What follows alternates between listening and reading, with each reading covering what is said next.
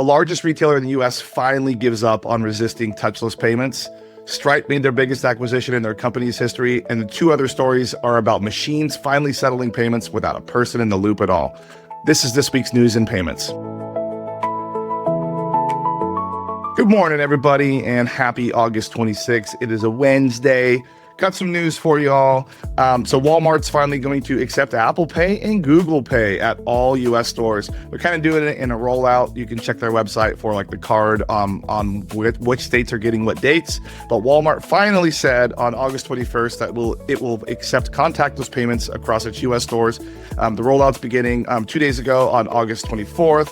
Shoppers can finally tap their card, use their phone, a smartwatch at checkout. Supported wallets are Apple Pay, Google Pay, Samsung Pay, and Garmin Pay. They plan to cover its full U.S. store network and Sam's Club by the end of 2026, with fuel stations following in the middle of 2027. For those that know, the company has refused these wallets for years. They push shoppers towards its own in-app payment tool instead. Maybe some data in there.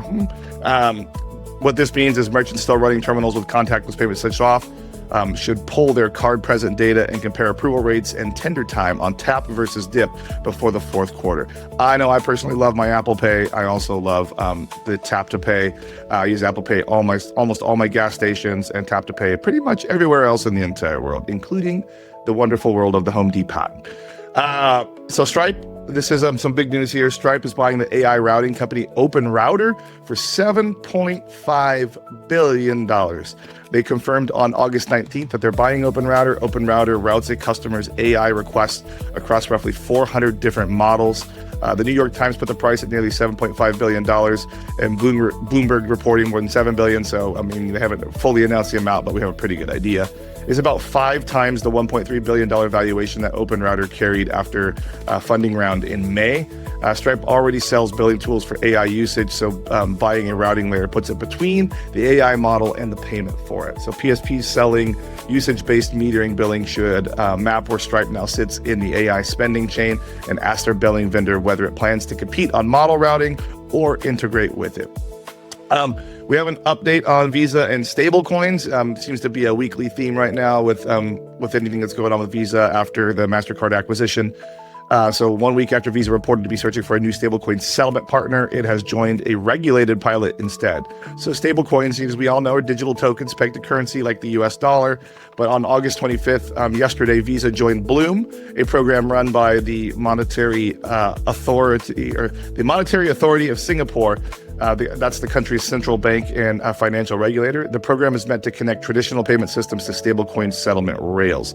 Visa's first pilot partner in the cross-border payments firm Neum, and the two will test settlement on weekends, yay, and public holidays using stablecoins backed by the dollar and the euro.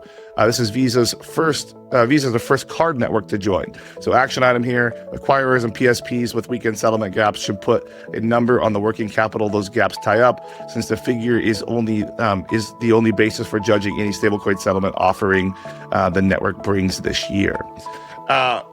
In other news, we got Amazon releasing a payment service built for AI agents. Amazon Web Service made Amazon Bedrock Agent Core Payments, super good name, by the way, generally available in the week of August 18th. The service lets AI agents pay for data, software, interfaces, and other agents without a person approving each transaction. It was built with Coinbase and Stripe and uses stablecoin wallets from both. When an agent reaches a paid resource, the server returns a HTTP 402 response, which means payment required. And the service handles the payment and the proof of payment automatically. Developers can actually set the spending limits. So action item: risk team should decide this quarter whether agent-initiated transactions get their own velocity and category rules, and confirm whether their platform can even tell an agent from a person at authorization. That's been an ongoing thing that I think a lot of people are trying to wrestle with, is like, what is the risk tolerance for AI agents? Who owns the liability? Banks have been pretty clear that the merchants still get to own the liability, but there's a lot of efforts from groups like the Merchant Advisory Group actually working on setting some framework and hopefully getting some regulation specifically around those sorts of things. So another one we got here is we got a European PSP is adding Visa's period dispute resolution services. So on August 25th, European payment provider Payable said it's going to be adding Visa's RDR, so rapid dispute resolution service for merchants across the UK and EU. The service settles a cardholder dispute automatically before it becomes a chargeback. It's really growing a lot during the VAMP because RDR can help remove one of those negative counts from VAMP. Not both, but one of them. Usually it just issues a refund though, and I know some businesses can be sensitive about that. But businesses that sell their own products that are like digital, usually it's a pretty good option for that. Obviously shipped goods, not so much.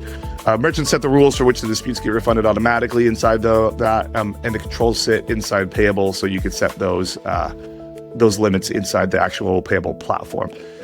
This is a provider adopting existing Visa service, not a new Visa capability, as people know. So action item here is merchants running near Visa's dispute ratio threshold set as to require, whether RDR is enabled on their account, and then model auto refund costs against the fines for crossing the threshold. There is a balance there. You want some chargebacks. You don't want to block everything. You also don't want to get a whole bunch of chargebacks and get in regulatory trouble and wind up in the news for all the wrong reasons, like Hims did this week for being in the Visa program. So last one we have today is 2 banks move real money over Swift's new shared ledger. So on August 19th, HSBC and Standard Chartered completed their first live cross-border transaction on Swift's blockchain-based ledger. Swift is a messaging network banks use to instruct cross-border payments. The value moved as tokenized deposits, which are claims on money held at the bank recorded on a shared ledger. The ledger matched and netted both the obligations between the 2 banks, and the final settlement still ran through the existing system. Swift said in July that 17 banks across 6 continents were preparing to run live transactions. We got to get Antarctica on board, everybody. They're over there just freezing out. The action item here is PSPs that depend on correspondent banking for cross-border payments should ask their banking partners whether they are in the Swift Ledger pilot program, since the answer indicates how soon off-hours payout windows might change. So that's all we got this week, everybody. Couple of big ones on there, a couple of fun ones. Stablecoins still all over the place. You know, this cross-border thing is really starting to heat up. I think it's going to help a lot of merchants that are trying to go global at a time a lot of merchants are going global. So happy to see that. You know, I'm happy to see the open router thing. You know, people are really taking AI seriously. I think as we settle into the new normal of AI being a complement to our lives, we're going to see more things like this. Routing is always important. Models, choosing which model to run at the right time is going to always be important. I use different ones across all my different things for different purposes. So happy to see that. And with that, that means I got a meeting coming up. So leave comments in the below if you have any questions or opinions about any of these things. Otherwise, I'll see you next Wednesday. Have a good week, everybody.